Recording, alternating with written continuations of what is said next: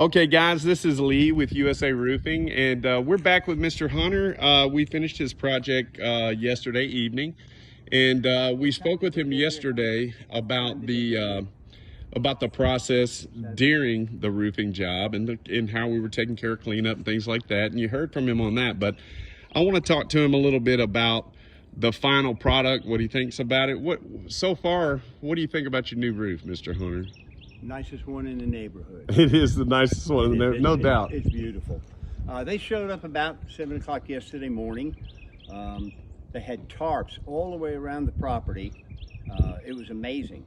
They tore the roof off, put the new roof back on again in what I would consider record time, because Lee thought it would be a day and a half, but they were done. It took about 12 hours, and they did 3 roofs.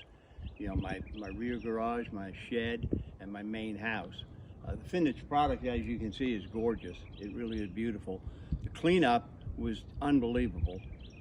You couldn't even tell they were here. They had magnets they pulled through about every square inch of my property, picking up nails and stuff, and I couldn't believe how clean it was when they were done. So I'd highly recommend USA, and I will to all my friends and neighbors.